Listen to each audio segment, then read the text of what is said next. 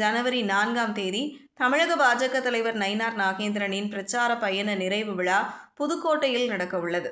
அதற்காக மத்திய அமைச்சர் அமித்ஷா தமிழகம் வரவுள்ளார். அமித்ஷா வருகைக்கு முன்பாக அதிமுக பாஜக கூட்டணியில் இணையவுள்ள கட்சிகளுடன் பேச்சுவார்த்தை நடத்தி முடிக்க வேண்டும் என்று பியூஷ் கோயல் முடிவு செய்துள்ளார்.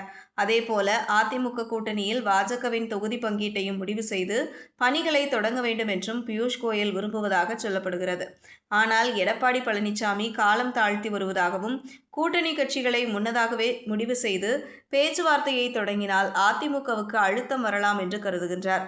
இந்த நிலையில் அமித்ஷா தமிழகம் வருவதால் பியூஷ் கோயல் முன்னதாகவே தமிழ்நாடு வர திட்டமிட்டுள்ளதாக கூறப்படுகிறது. எடப்பாடி பழனிசாமியை நேரில் சந்தித்து பியூஷ் கோயல் விவாதிக்க உள்ளார். ஆனால் கூட்டணி கட்சிகளை முடிவு செய்யாமல் பாஜக தரப்பில் தொகுதி பங்கீடு பேச்சுவார்த்தை நடக்குமா என்ற சந்தேகம் எழுந்துள்ளது. ஏனென்றால் ஜனவரி 2வது வாரத்தில் தேமுதிக மாநாடு நடக்கவிருப்பதால் அவர்களின் நிலைப்பாட்டை அறிய எடப்பாடி பழனிசாமி விரும்புகிறார்.